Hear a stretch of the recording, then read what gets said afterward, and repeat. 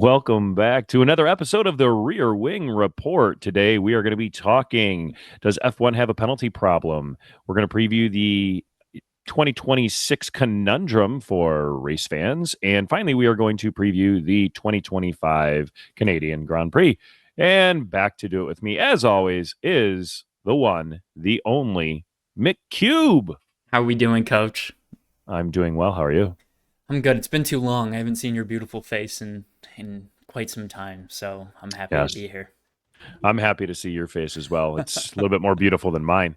But yeah, so we had obviously some scheduling snafus in the last couple of days. They were my fault. I'll own up to it. So I won't let people think that it was your fault. It is definitely my fault with the scheduling snafus. So we are back and better than ever, I guess. You get a haircut?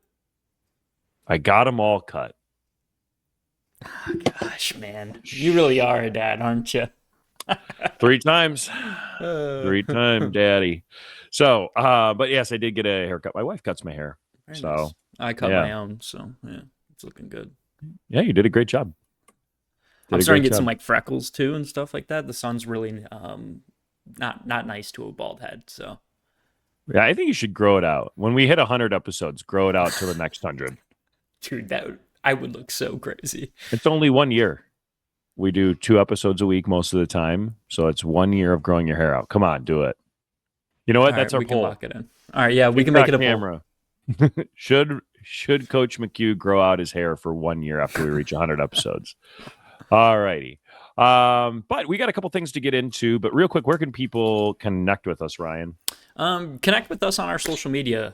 If you're just, hey, you want to throw in your 2 cents or anything like that, just hit us up on socials at Rear Wing Report, pretty much on everything. We're mainly active on Instagram, but we're going to be a little bit more active. We've been saying it for weeks now, but we got to be a little bit more active on some other things.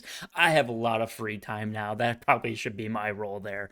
But yeah, if you have any inquiries with us as a podcast in general, the rearwingpod@gmail.com. So hit us up, let us know if you need anything. And then we are perfectly good. Yeah. But let's hop into it. We had like been baiting each other on our little rundown here about, does F1 have a penalty problem? And that's where we got to start. Yes. All right, we can move on now. That's just the answer. I mean, it is the answer, right? It is a penalty. There's a problem, right? But what's wrong with it? I think what's wrong with it is the inconsistency. And you and I have talked about this, but the fact that you have different stewards at every race, and there's so much that's up to interpretation just due to the nature of the sport, that I think you see those inconsistencies are highlighted from a penalty to penalty basis. I don't know. What are your thoughts? Do you think there is a problem? Yeah, no, absolutely. There is. And the first thing I had written down was inconsistency. Like, it just feels like, like we're thrown into this like erratic stewarding. Like, there's the same incident that's judged differently week to week. And I think the problem does stem from like, hey, we have different stewards at every race, right? Where people are not consistently like laying down, hey, this is the rules, this is what we're doing. And it's confusing for the drivers, it's confusing for the fans, and nobody understands what it is, right? Like, I saw a couple of clips over the past week and a half. We haven't had like a ton of crazy like new news or anything over the past couple of weeks. Like, but I was seeing like a clip of like Verstappen last year going past Norris. For some reason I want to say it was in Spain or something like that. I don't remember what the exact race was, but he like completely forced Lando off of the track, and then Lando got the time penalty. And it's just like nothing is like consistent, and it's like year to year it's different. It feels like you have to read the fine print of the rule book, and it's just too complex. Like, it's dense, it's full of gray areas, like the forcing off of track, the using the track, blocking people. And like, it just feels like nobody knows what actually constitutes like a penalty and what the penalty's actually going to be. Yeah, I think that you nailed it quite well. And, when I was kind of thinking about this, I kind of came to the same conclusion. Yes, there is obviously an issue, but I think the issue is a byproduct of the nature of racing, right? Because things are not scripted, and it's not like football where you're always between these lines, and you kind of have the flow of the game. The playing field changes from week to week for racing, to keep that analogy going. So obviously then the circumstances change, and like what's legal and illegal, can change slightly based upon the shape of corners and things like that. I think the bigger issue though is their lack of communication. And like, you go on X or you talk to other people who watch races and things like that, and like everybody has this different take on it, and there's no authority. Like I think they almost need to have like like how in the NFL broadcast they have like the X official who's like, here's what I think, here's what I saw, because they know the rule book better than anybody.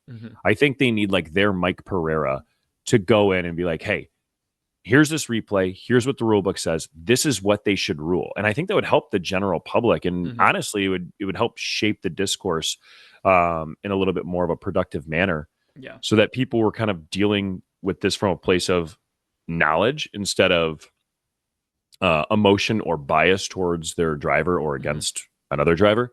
And I think that I would like to see that, because like we were talking about after our last race when they were breaking down the Verstappen and Russell incidents. I forget who the guy on Sky Sports was, but he broke it down perfectly. He's like, you need 3 elements in order to be considered having a right to the corner, 1, 2, and 3. And he had the first 2, and he just went through it. And it was very understandable, and you didn't see anybody arguing about that. Yeah, that's the problem, is like it seems like a lot of the times the rule book is subjective. Like it just doesn't work. And I don't know, like you threw in the word that, we love as history teachers, like bias, right? There's a lot of bias going on. Like there's sympathy in different races for different drivers and things like that. And like it just, things need to be set. And like this is like what we've been talking about with different teams at different points, where it's like in the sport we need consistency, and we need to be able to understand what's going on. Like, and you nailed it like right on the head. Like, hey, there's 3 things that you need. These are what those 3 things are. That shouldn't change like rule to rule. And like you brought up the NFL, and like, the rule change last year was like obviously the kickoff, but then there was also a different way of how you spike the ball now, right? And people are just like, what's going on here? And you have to explain that to them, and then boom, it's fixed, right? And it just seems like that doesn't happen. And like our next little set of question is what's working. And like I want to say like what's working is driver input, but it doesn't seem like driver input is actually being taken and like enforced in the rule book at all. Yeah. I struggled to come up with things that were working. I think driver input works like year to year, right? Because you see those changes from one year to the next. But I don't think that there's like, when you look at the process of a penalty being handed out, to me, there's several issues. Number one, we talked about subjectivity. Number 2, though, was the length of time that it takes in order to do, an investigation and then to determine a penalty. Like a lot of times it's like, oh, well, there will be an investigation after the race, and then 4 hours later you get the determining piece of paper from the FIA. And like I have a notification on our X account for the FIA documents. Every time it tweets, I get it, because I'm like, okay, now what's the race order actually look like? And so I think like that's the other big issue is time. And they always sit there and they want to interview the drivers and ask them what they were thinking. You have all the relevant data. All you're allowing drivers to do is to manipulate your feelings on it. Like, what does the rule say? What did they do? That's it. I don't care why you did it, right? Like they can track the telemetry and everything in the car that, like think back to, was it Baku last year where Sergio Perez collided, right? And they could tell you, how far off their normal course they were, where their steering wheel was situated, etc. So I don't know why we have to wait until the end of the race in order to merit out these penalties. Like, just here's a penalty, here's what you did, and be done with it.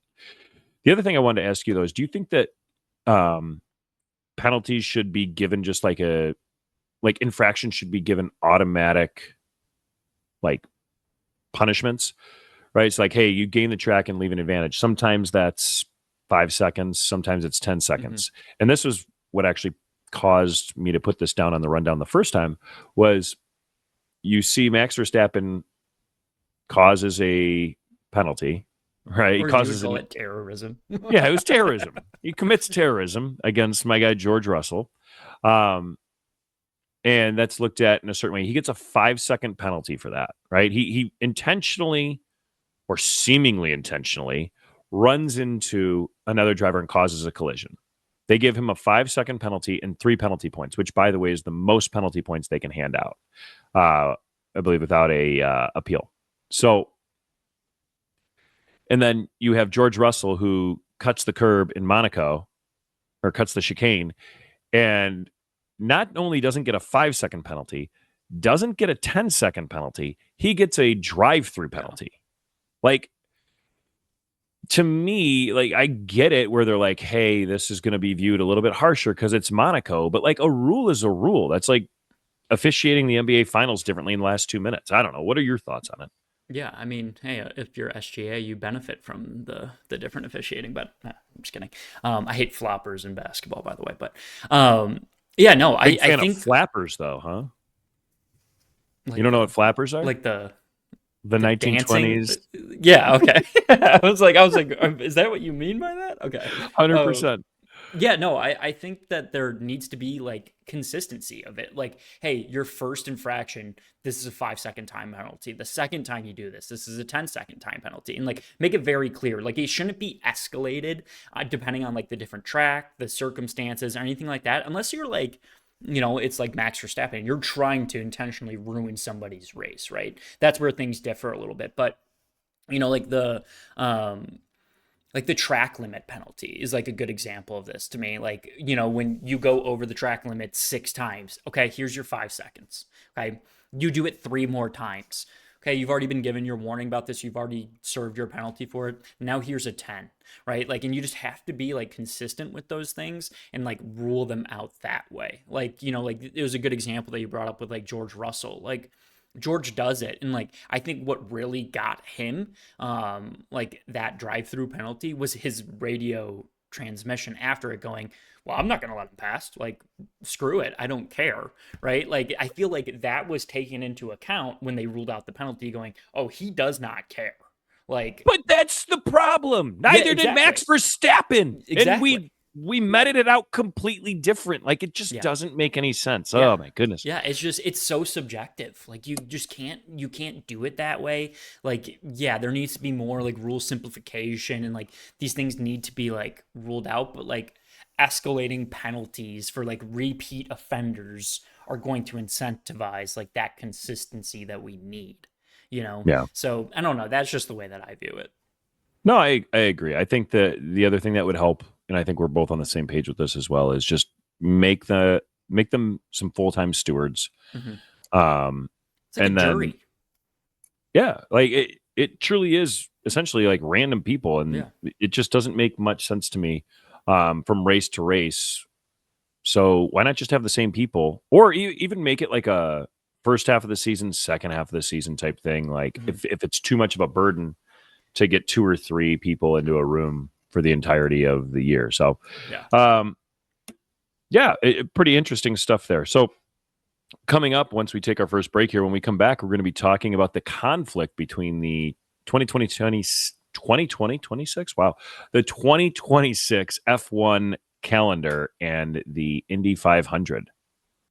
Alrighty, and we're back from another non-paid ad read that you made up for yourselves. And one instance of controversy that we have not made up for ourselves, but that F1 has brought us with their 2026 schedule release, Ryan, is they have moved the Monaco Grand Prix back into June, and subsequently the Canadian Grand Prix, which we will be experiencing this weekend, is moving up to Memorial Day weekend. Yeah. Now, the race itself will start at 2 p.m. Eastern time, which directly conflicts with what is usually the last third of the Indy 500. Right. The Indy 500 starts at 12:45 p.m. and usually is done right around 3:30 or so, depending on yellows and things like that. So my question to you is, what are your overall thoughts on this first? And then we can kind of get into a couple other issues. Yeah, I think it's a terrible decision. Like I saw a really, really funny post yesterday that was like a picture of the track in Montreal that said, "This is what the track looks like in May. Good luck." And it literally, there's just still snow everywhere. Where it's like, hey, this might not be the best decision. I don't know how reliable that picture is. Where I feel like there might not be snow there in the end of May, but I think it's a crazy decision. Like, I honestly feel like, you know, how it was set up this year was really good for race fans. Like people, if they wanted to watch Monaco and then they wanted to watch Indy and then they wanted to watch the Coca-Cola, like they could have done that, right? And what they're doing is like they're making this like totally complex. Like we talked about the greatest weekend in motorsport, right? While we were down there in Indy for the Indy 500, going, hey, we're able to watch Monaco, we're able to watch Indy, and we're able to watch NASCAR a little bit later on in the day. It's just not going to be possible. Like, so what they're going to do is they're going to make fans pick and choose between the different kind of circuits that they want, right? And to me, it's not good for IndyCar. It's not good for F1, right? Like you're gonna be debating what's gonna happen with some of the fans, and like what some people brought up of is like, hey, now people that go to Indy are gonna want to go to Canada, which to me is a crazy statement. I would never choose to go to Canada over the Indy 500, honestly. Like it's 10-hour car ride, I think, from us, which is a little crazy. It might even be more than that, honestly. Like, so I would never do that, right? And I feel like the large majority, except maybe people in the Northeast that go to Indy, would do that. So like to me, that's not necessarily a problem. To me, it's a problem of like, hey, now we're trying to curb out other competing like motorsport circuits where it's like this isn't going to be functional. I don't know. I hate it. It's a terrible decision. I just don't understand necessarily why they're doing that. It's like the one time me and Will Buxton agree with each other where he's going, hey, this is a terrible move. And it's just like, yeah, I agree with you. Like, it just seems like a terrible, terrible decision.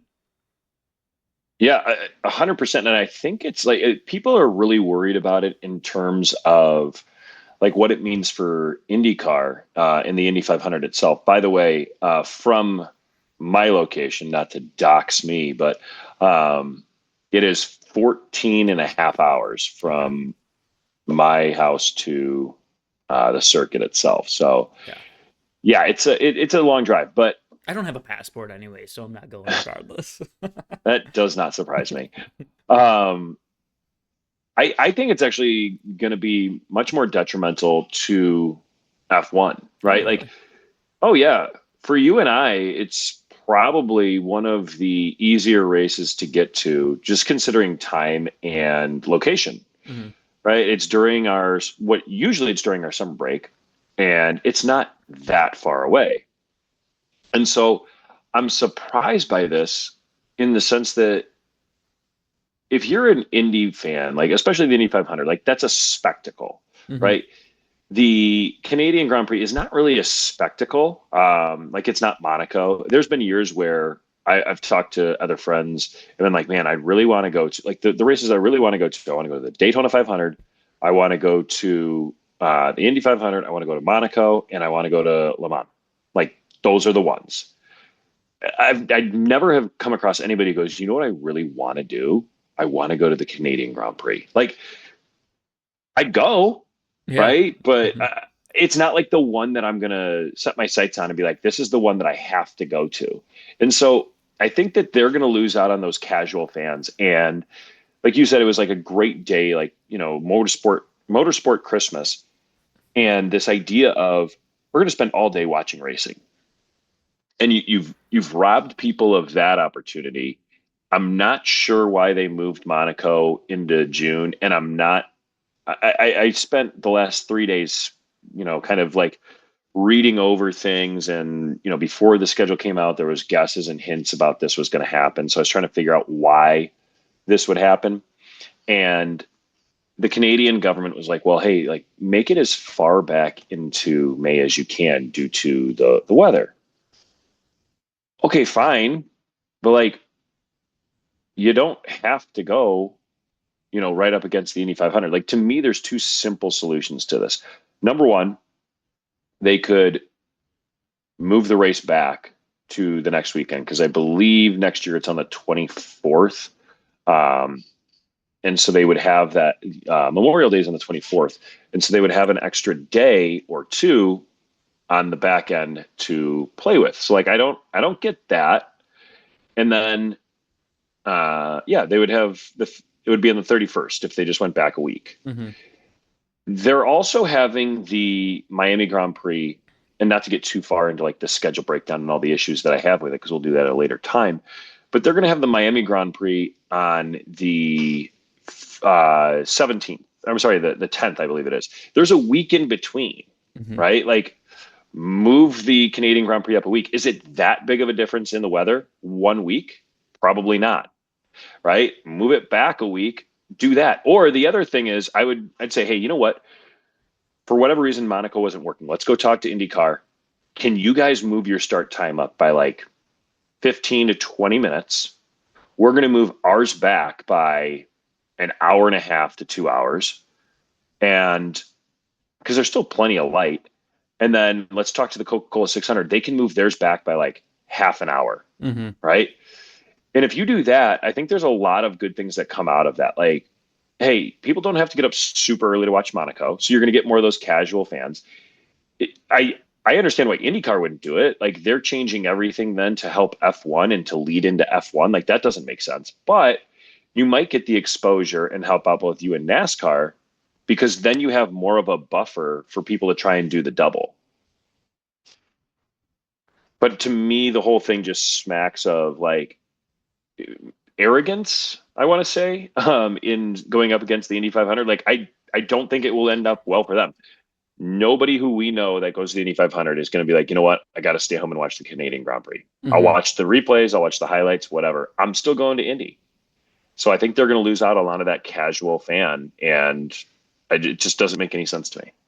Yeah. I mean, I want to say bonehead. Like, to me, I wish it was like, oh, our intern accidentally put Monaco and Canada in the wrong spot, and this was just like a complete joke, where it's just like, now they're just throwing a wrench into things, and it's just like, now people do have to pick and choose, and it just doesn't make sense to me as to like why you would make that decision. Like, we talk a lot about like the decisions that F1 has made this past year from like a financial standpoint, like what the teams have been doing, all that kind of stuff, and it just doesn't seem like a good move. And like, I agree with you, like, I more so feel like it would affect IndyCar, but now I see, like, totally can see your perspective on that now, where it's like not going to be good for like their viewership from like, people from the United States, more casual fans of F1. They're just going to be like, no, I'm going to watch Indy. I don't really care about F1, that much, so it's going to hurt them. Absolutely. And I just, it just doesn't seem like a good move to me. And like, it doesn't make sense. Like, I don't know. There's not much more I can say about it. Yeah, it is baffling. Like, I think the more interesting move would have been like, and I think that then IndyCar might be in trouble, is if they're like, hey, we're putting Silverstone or Monaco or, like one of the other legacy tracks right up against the Indy 500. We're going to manipulate the start time, and then you have to choose. Then I think maybe you get some people who abandon the Indy 500, but I think anybody who goes is still going to the Indy 500, number one. Yeah. Which that's not like some big statement, but I don't see what they stand to gain from this. I read another article where this guy was talking about, Jeff Gluck of The Athletic was talking about how, and he's covered NASCAR for years, how like NASCAR and like right around the time you were born was like massive, right? Early 2000s, it was this cultural force. And then they tried to go up against the Indy 500, and they tried to, take on IndyCar directly. And for whatever reason, like within the next 8 years, they kind of just completely fell off, and it is no longer that cultural force that it is. Like, it's still big, but it's not what it was. And so I'm very curious to see how this plays out going forward. And I wonder what the calendar will look like in 2027.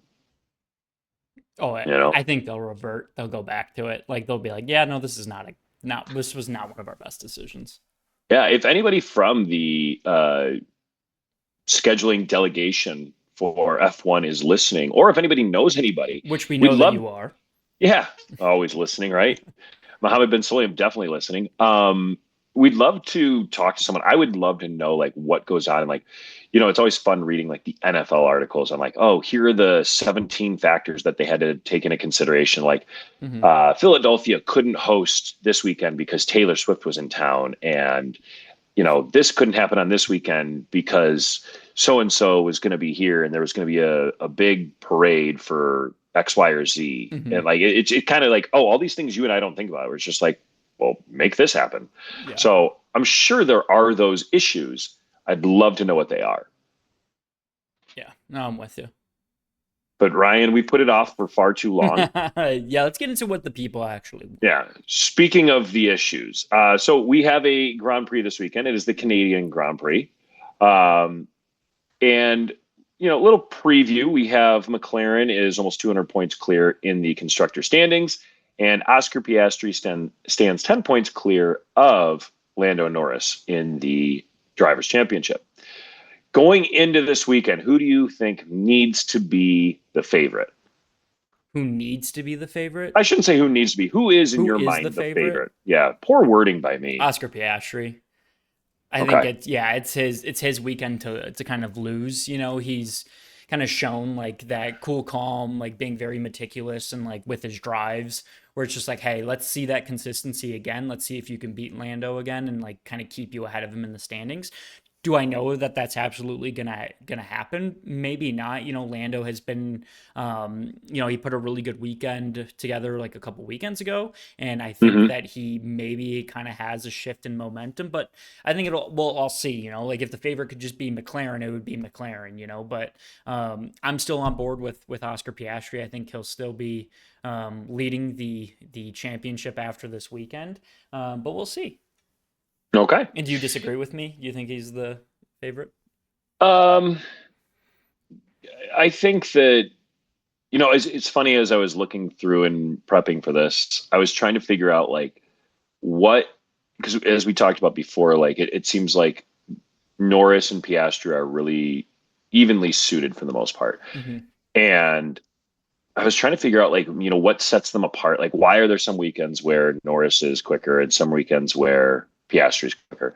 And the only thing that I could really come up with when I was looking at it was like Norris seems to be slightly better at like low speed corner tracks, like where there's a lot of more low speed dominant corners. And so I don't know if that's just like placing the car or what it might be, but that was all I came up with. And I don't even know how strongly I believe that. But I'm going to ride with Lando Norris this weekend, not to tip away, our predictions, but I think he might be the favorite given the layout of the track and some of those low speed corners, but we'll see.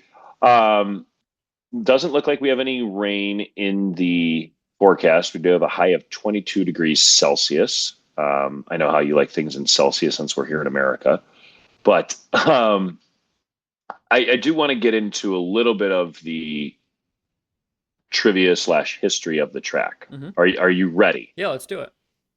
Okay. All right. When was the first year that Canada hosted a Grand Prix? That Canada in general? That is correct. I feel like this is a trick question now. 1978. No, Canada in general has held a Grand Prix. The first year they did was in 1967. Okay. Yeah. At the Mont Tremblant and Mosport near Toronto. 1978 is actually the first year that the circuit Gilles Villeneuve held a Grand Prix. That's why I went with it, because I was like, this is why I feel like it's bait, because I know that there's probably something ahead of this and I'm just wrong, but okay. Okay. So question number 2. Who won the inaugural race at the Circuit de Gilles Villeneuve?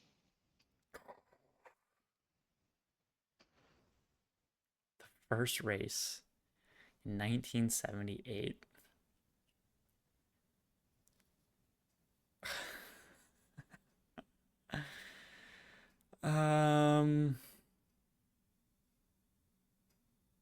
I have given you the answer to this. You have? 100%.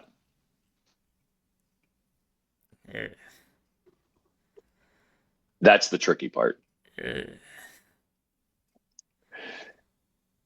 If you don't know, I mean, you're it not has gonna to know be. it.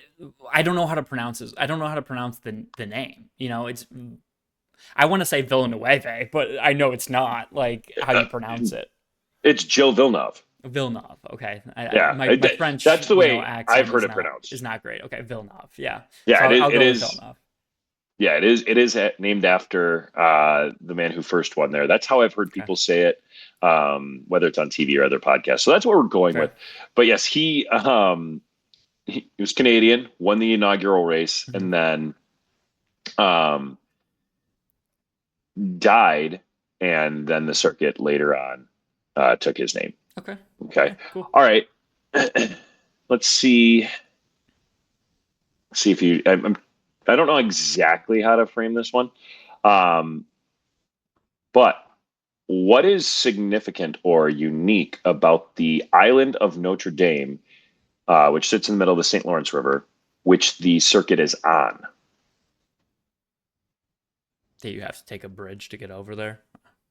Well, that's an island, so I don't know. I don't know what else would make it unique. So. It's a man-made island. Oh, okay. Yeah, it was created in 1967 for Expo 67, which is a World Fair, and then later used, second circuit in a row here, later used for the 1976 Summer Olympics. Oh, interesting. Yeah, so two Olympic tracks in a row. Yeah. All right. But now what everybody wants to know. Let's actually get down to the circuit itself. All right. Are you ready? As ready as I'll ever be. Okay. How many turns does the circuit contain? Now this is the one time that I actually didn't look this up in advance, so this is great.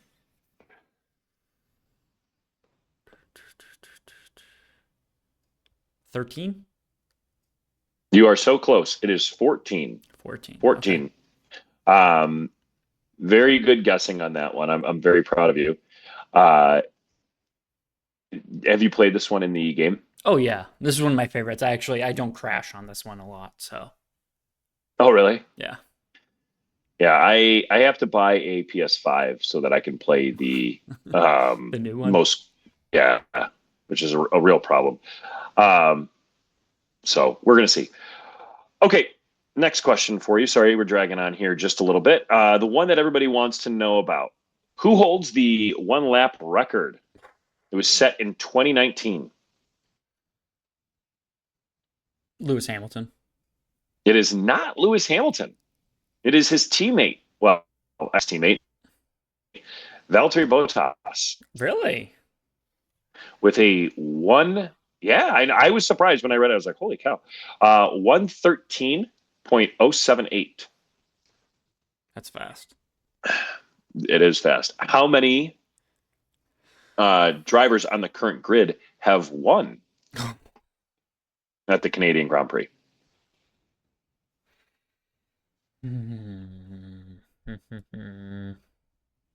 You're making these very challenging for me.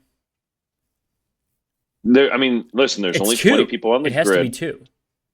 Okay, can you name them? Max and Lewis. You're forgetting one. So there's 3. Very good. Quick math.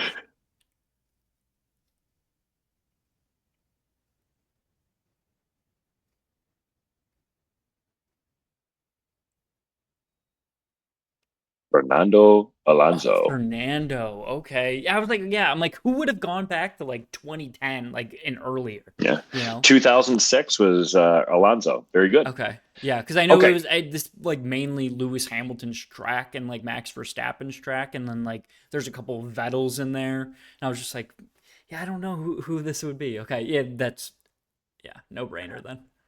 No, you're doing great. You're doing great. All right, second to last question. On the current grid, and I'm going to help you out here a little bit. On the Mhm. current grid, how many drivers have held pole position? Okay. Now, Hamilton and Schumacher lead with 6 total poles apiece, but how many drivers on the current F1 grid have won a pole position at Canada, not just total? And can you name them? No and no. I'm gonna take a guess of 5.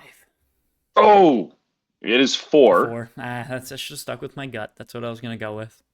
Okay, so So it's who are the Lewis, it's Max, it's Fernando. good? And can you name the other pole winner? I want to say Charles. It is not Charles Leclerc. It is George Russell in 2024. Okay. Oh, really? Yeah. I was like, it had to be recent. I don't remember last year. All I remember last year was Logan Sargent like almost hitting a groundhog. That's pretty much what I remember from last year. Well, it is funny that you mentioned groundhogs and Logan Sargent. All right. Okay. The race distance of the circuit is 4.361 kilometers. hmm Okay. I'm not going to convert it to miles, so you can't do the math, and we just want gut feeling. Okay. Okay. All right. The typical Richardson's ground squirrel, all right, often called a gopher in parts of Canada or groundhog, all right, is about 25 to 30 centimeters long, including the tail. How many Canadian groundhogs would you have to have nose to tail to cover the length of one lap of the circuit?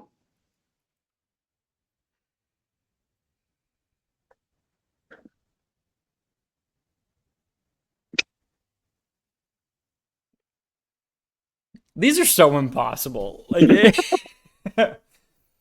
If you get how within, many feet long were they? Like 1.5? it was about a foot, Okay. about a 1 foot long. You're doing feet to kilometers, so that's going to be tough for you. Not even meters. If you're within 2,000, I'll give you the point. Okay. This is my think time period. While he's thinking, remember to tell your friends and family about the Rear Wing podcast. I'm gonna The rear. guess 14,680. Oh, so close. So close. You were almost there. It would take approximately 17,444. Okay. Yeah. So you weren't within 2,000. That was close. Yeah, you were close though. You did pretty well. It was impressive. That was easier than how many cigarettes. That was a tough one. Yeah, it was cigarettes. I mean, depending on the size of the cigarette too. Everybody knows the Canadian gopher and groundhog. Yeah. Basically 1 foot. So, not bad by you. Okay, should we get into this last part here? Predictions. Let's do it. All right, why not? All right. Do you want to tell people the score? I don't know if I updated the tally. Now this is where they don't know that. I don't. As of right now, it says 18 to 12. That sounds accurate. That's correct. Okay. That is correct. 18 to 12 between the two of us. So okay. But you have been making you've been trending forward. Stop it. We're not doing participation trophy, podcasting right now. All right, you're kicking my butt.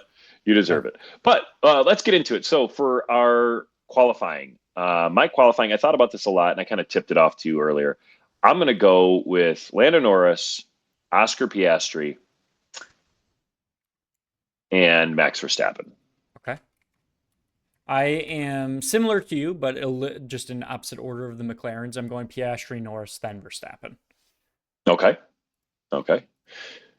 Very cool. All right. And then for your podium, who do you have? Piastri going from pole, then Verstappen, and Oh, then Norris. okay. Um, interesting. I am gonna go. I'm gonna go with Norris, Piastri, and I'm gonna say George Russell. Okay. All right. Yeah. I like that out of you, but I also think that the McLarens are just going to go downhill for the rest of the season. No, why is that? They are like in the top four of the constructors clearly, and they have said, "Hey, we are going to focus on 2026," and they're the only one out of the top four that are doing that. Ferrari's still focusing on this year. Red Bull is, and so is McLaren. So I feel like they might kind of trail off, and it hasn't been a Gotcha. great couple of weeks the past few weeks. Yeah, the reason why I'm bullish on them this weekend is I think that George is a really good driver, obviously, but I think that the cooler setting tends to do the Mercedes, some favors, and so I'm thinking that they will at least be competitive in the race, and I think that George, I foreseeing this race, kind of projecting in, hopefully.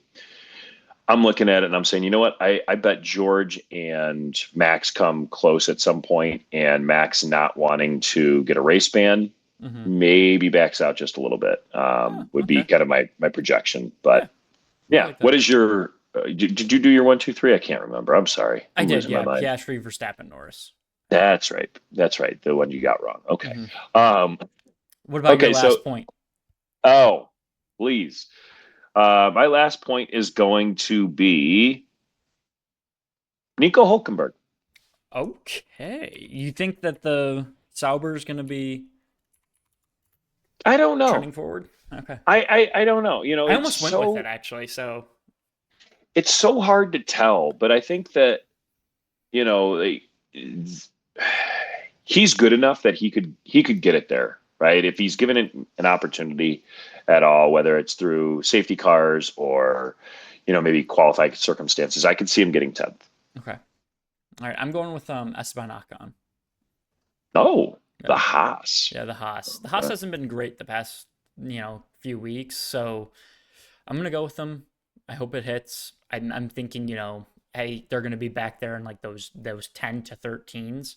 So I'm hoping that Esteban can pull it off for me. Did you see the special livery that they're going with for Canada? No, I didn't. Oh yeah, it's pretty nice. It's their 200th race this weekend, and it's like gray and black with their like signature red. So there's almost no white on the car. Ooh, that looks nice. That looks really nice. I like that. Yeah, it looks like a real race car. So that's exciting. It doesn't look like a toy. So the Logan Sargent Memorial Last Place Award, who do you have coming in last? I'm debating between two people. One's coming off of a wrist surgery. The other one is a rookie. I'm going to go with Franco Colapinto. Oh, okay. Okay. Any particular reason why you chose him over Lance? I think Lance is going to have his Michael Jordan flu game race. And he's gonna score points after this. Didn't he already have that in Bahrain when he drove and finished the race like 2 weeks after having surgery? He's due for another one. Yeah. Okay. This one's coming 2 weeks off of surgery too. So, I'm going with it. He's got him right where he wants him. Okay. So I think we got to retire Gabriel Bortoleto from being the consistent choice on this. Which means that he will end up being in last this time. So I was kind of searching around for it, and I am going to go with Ollie Behrman. Okay. Yeah. I don't think that the Haas is going to be up to snuff this weekend. That's fair. All right. Okay. How about your best bet? Okay. So I got to ask you about this one. It'll either be my best bet or it's going to be my long shot bet. All right. How does that work? I'm going to explain it to you. Gosh, nobody, you know what? Just constantly doubting me, just laughing at me. You know, they used to laugh at Michael Jordan for lifting too. I actually play basketball better after I lift. There's science behind that. Really? I usually will overshoot a little bit if I don't work out, and then if I do arms before I play basketball, I'm like perfectly dialed in. Interesting. Yeah, there's science behind that, and also people who walk when they golf usually shoot about 4 strokes better. They believe that has to do with hip mobility, and like the action of walking like opens your hips and allows you to twist more and get further rotation. But walking, then. We're not going to bore you with any more of that. Okay, here's the deal. I think I know which one it is, but I want to hear your take on it. Okay. My prediction, and I'll let you choose where it goes, is that Lewis Hamilton out-qualifies Charles Leclerc this weekend. The only reason why I'm like, maybe it's a long shot bet is because Lewis Hamilton has been so usually dreadfully awful. Canada is not a high tire deg circuit, so I don't think we're going to see Charles holding back anything in qualifying. But it might be more of a best bet because it's like one of the few tracks where he's actually been, Charles that is, has been out qualified by his teammates. I think it's like 2 and 6 in his career. Or maybe best 2 bet. And 5. That's good with me. Best bet? Okay. Mm-hmm. Yeah. So then that's my best bet. Okay. Lewis Hamilton out-qualifies Leclerc. Okay. That's perfect. Oh, I was looking for something new to do, so that kind of worked out for me. I'm tired of doing the McLaren 1-2. Yeah, that's Boo, do something new. You're scared you won't do it. Max Verstappen out-qualifies his teammate. Very easy, you know. Okay, so that's I can't wait for Yuki Tsunoda to pip him by like, okay, I'll go with that. I'll change that to my best bet then. That's fine. We'll do that. No, you said McLaren. What was it going to be? A McLaren double podium? Yeah, McLaren double Okay, podium. Go for it. Whatever. You soft. All right, what is your long shot bet then? Let me guess. Max Verstappen finishes the race. Max Verstappen gets a time penalty. No. I'm going to do a similar trend as to last week. I'm going to try to predict the top 5. Oh, gosh. Okay, here we go. So, Piastri, Verstappen, Norris, Leclerc, Hamilton. Oh, okay. I was debating between Leclerc, between Hamilton and George Russell. Okay. So. Interesting. Mm-hmm. All right. It's not going to hit, but I'm going to try it. Okay. That's fine. I'm going to do one, and it's dumb, but it's going to be a kind of like 2 shots at it if you allow it. Either a driver for Alpine or Sauber will outscore the Williams team this weekend.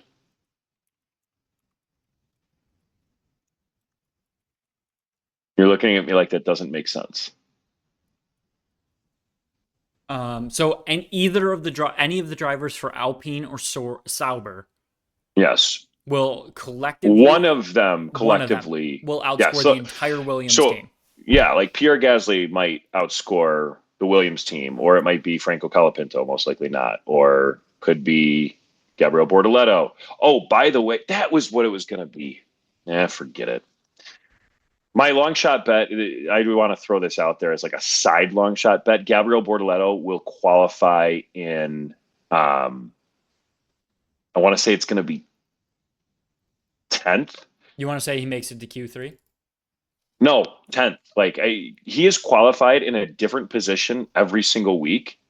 And I want to say he's gotten everything from 11th through 20th so far. Okay. So I'm just going to keep the trend going. That's my side long shot bet. He qualifies in 10th.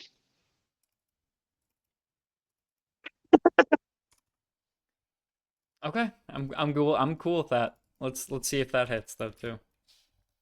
Yeah, that'll be fun. Okay, real quick before we get out of here, obviously we have a recap episode coming up next week, and then we'll resume our normal programming from there. We have some other things in the works. A colleague of ours has agreed in principle to watch Drive to Survive and then give us his thoughts on it. So, I'm going to confer with him again early next week and see if that's still a doable plan for him. That'll be some midsummer break programming there. And we have some other things coming up. Again, we're going to have a competition on Instagram once we get a little bit more active on that as well. And we will continue to grow. But again, please rate, like, review, subscribe, tell your friends about it. We got about 50 different unique listeners now across 13 different countries. So that's pretty good, but let's keep growing. Yeah. And we'll see you all after the race.